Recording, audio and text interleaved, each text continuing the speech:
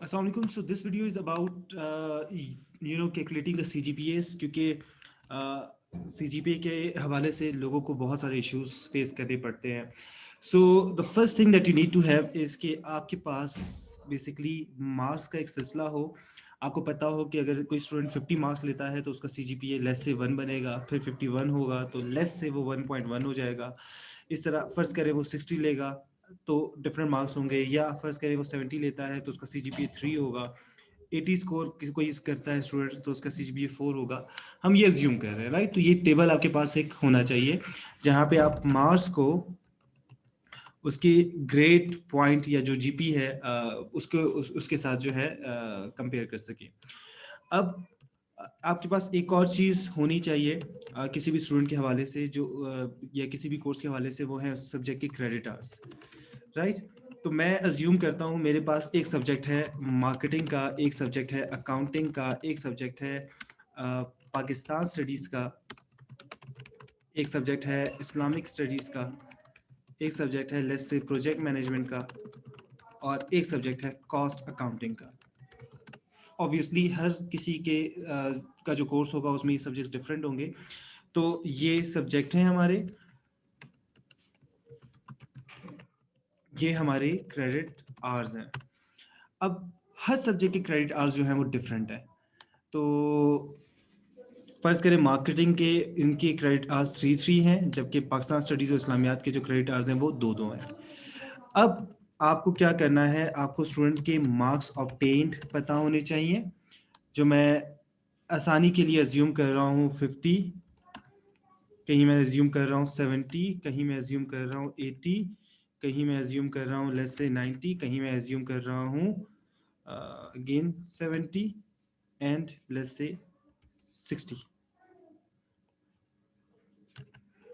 और let's make it 70 again. अब होता यह है कि आपको पता हो कि 50 मार्क्स के अगेंस्ट CGPA कैसे आता है. इसके लिए फॉर्मूले हैं हमारे पास.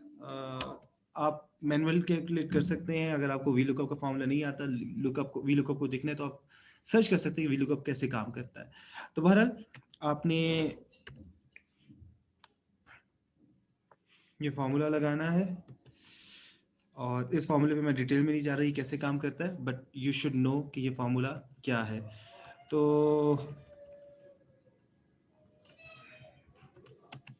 यूजिंग दिस फॉर्मूला मैंने, अच्छा देखिए 90 का वैसे क्या है 4 है.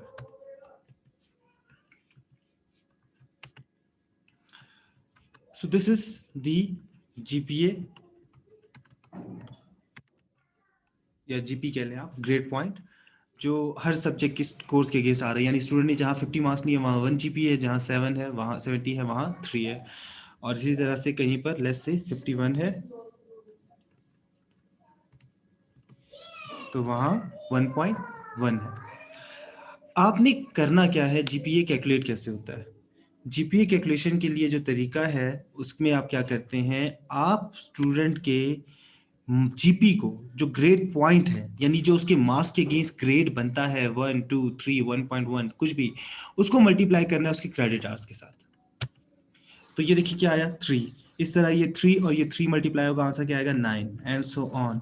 सो आपके पास टोटल GPA आता जा रहा है जो कि टोटल GPA कितना है 4.2. इनफैक्ट टोटल GP में कह लो. तो दिस बिकम्स 40.2. आपने इस 40.2 को डिवाइड करना है किससे, total number of credit hours से, जो क्या बना 16 बना. तो ये तो GP था, इनफैक्ट ग्रेड पॉइंट था या वेटेड, आप ग्रेड पॉइंट कह लीजिए इसे. अब बारी आती है GPA की या ग्रेड पॉइंट एवरेज की. ग्रेड पॉइंट एवरेज कैसे होगा, कैसे कैलकुलेट होगा कि आप इस, इनफैक्ट इसको मैं यहां कर लेता हूं. आपने करना क्या है, GPA के लिए जो टोटल वेटेड ग्रेड आया था, जो कि क्रेडिट आवर्स को मल्टीप्लाई करने से आया था ग्रेड पॉइंट के साथ, आपने इस 40.2 को डिवाइड कर दिया 16 से, एंड हेयर यू आर, आपका जो जीपीए है किसी भी स्टूडेंट का वो क्या है, 2.5 है। अब सपोज हमारे पास कुछ और, यानी ये तो फर्स्ट सेमेस्टर था, अब मेरे पास मैं इसको थोड़ा सा साइड पे कर दूं, ओके। सपोज मेरे पास अब दूसरा सेमेस्टर आ गया है और दूसरे सब्जेक्ट सेमेस्टर में भी डिफरेंट सब्जेक्ट्स हैं।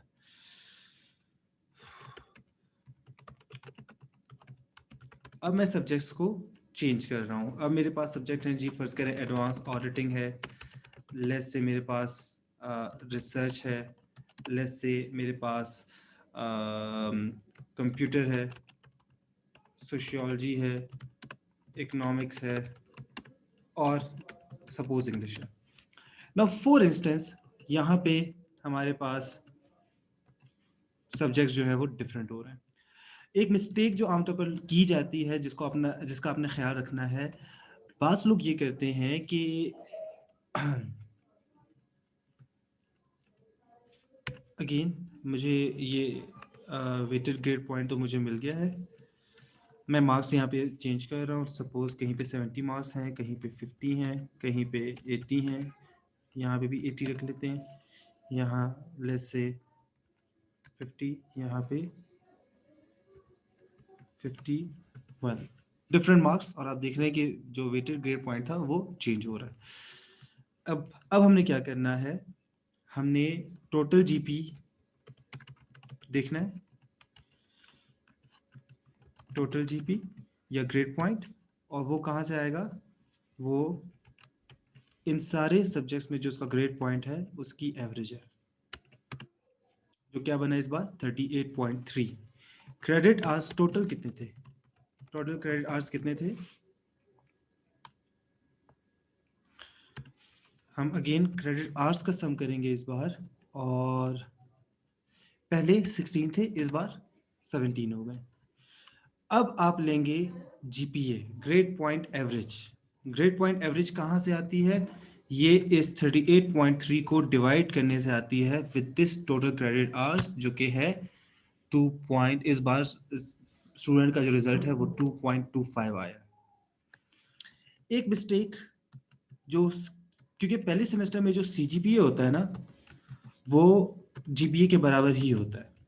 दूसरे सेमेस्टर में आपको सीजीपीए भी मालूम करना है, और सीजीपीए मालूम करते हुए एक मिस्टेक मैंने अक्सर लोगों को करते देखा है, या उनको लगता है कि शायद ये ऐसा होता है कि वो इस सब्जेक्ट का जीपीए और इस सेमेस्टर का जीपीए और इस सेमेस्टर का जीपीए लेते हैं और इनको डिवाइड कर देते हैं 2 से। तो let me right it again. तो उनको ये लगता है कि ये 2.5 और 2.2 की एवरेज हम लेंगे तो 2.3 या 2.4 आ जाएगा, ये जैसे 2.38 आया है, ये हमारा सीजीपी है। No, this is a wrong practice. आपने अब क्या करना है, आपने जो टोटल जीपी यहां था 40.2, इसको प्लस करना है टोटल जीपी जो यहां था दूसरे सेमेस्टर का। अगर तीसरा सेमेस्टर होगा तो उसका फिर आप दोबारा लेंगे। तो आपके पास जो आंसर आया वो 78.5 आया। आपने इसको, इस 78.5 को डिवाइड करना है टोटल क्रेडिट आवर्स से। टोटल क्रेडिट आवर्स कितने बनते हैं आपके, ये देखिए, ये तकरीबन 17 थे और ये तकरीबन 16 थे, राइट। तो टोटल क्रेडिट आवर्स यहाँ पे जो थे हमारे पास वो थे 16, यहाँ कितने हैं जी 17। तो अब टोटल क्रेडिट आवर्स अब तक जो हुए हैं सारे सेमेस्टर्स के मिला के वो कितने हैं, वो 16 प्लस 17 है, सो दिस मेक्स इट 33। अब आप सीजीपीए मालूम कर रहे हैं, ये सीजीपी था, ये सीजीपीए है, यानी कि एवरेज लेनी है। तो 78.5 को डिवाइड करेंगे आप 33 से, तो आंसर 2.37 आया, पहले 2.38 आ रहा था। So this is how you improve it और यू डू इट। अच्छा, अब आप देख रहे हैं सब्जेक्ट्स, जैसे जैसे स्टूडेंट के मार्क्स जो हैं वो सपोज बेहतर हो रहे हैं, तो उसका जीपीए जो है वो डिफरेंट हो रहा है।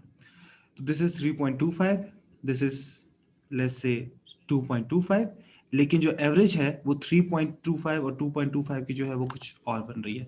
जब तीसरा सेमेस्टर आएगा तो अगेन आप यही चीज प्रैक्टिस करेंगे। जस्ट फॉर एन इंस्टेंस मैं आपको दोबारा करवा देता हूँ। फर्ज करें ये तीसरा सब्जेक्ट है और मैं इस बार सब्जेक्ट्स को नाम दे रहा हूँ, नंबर दे रहा हूँ इनफैक्ट। क्रेडिट आवर्स इस बार जो है वो डिफरेंट है। ये हमारे जी मार्क्स हैं। हमने किया फिर वही,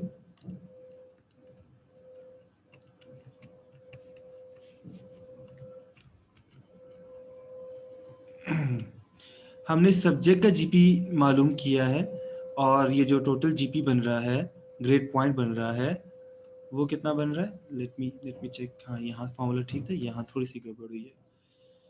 तो it should be from E26 to E31। तो सब्जेक्ट का जो जीपी है वो कितना है? 42.3 है। यहाँ again I have to make it correct. अब जो क्रेडिट आवर्स बन रहे हैं वो कितने बन रहे हैं? 31 बन रहे हैं। तो अब मैं क्या करूंगा, मैं जीपी लूंगा, जीपीए लूंगा, और इस साल इस सब्जेक्ट का जो जीपीए है वो कितना बन रहा है? 2.35 बन रहा है। ओके, अब मैं, अच्छा मुझे पता नहीं क्यों अच्छा नहीं लग रहा, सीजीपी किसी स्टूडेंट का इतना कम है, तो let me improve it by a bit now. चलिए अब गुजारा हो गया। Now this is the total GP जो क्रेडिट आवर्स को मल्टीप्लाई करने से आया वेटेड आवर्स के साथ। तो ये हमारे पास वैल्यू आ गई। टोटल क्रेडिट आवर्स हमने ये लिए। अब उस सेमेस्टर का जो ग्रेड पॉइंट है स्टूडेंट का, थर्ड सेमेस्टर का, वो 3.16 समथिंग है। अब हमने क्या करना है? सीजीपी मालूम करना है, क्यूमुलेटिव ग्रेड पॉइंट मालूम करने हैं। तो उसके लिए क्या किया, जो इस सेमेस्टर के क्यूमुलेटिव ग्रेड पॉइंट थे, जो इस सेमेस्टर के क्यूमुलेटिव ग्रेड पॉइंट थे, और जो फर्स्ट सेमेस्टर की क्यूमुलेटिव ग्रेड पॉइंट थे, राइट, हमने इन सब का टोटल किया। हमारे पास ये 147 आया। जबकि टोटल क्रेडिट आवर्स कितने हैं?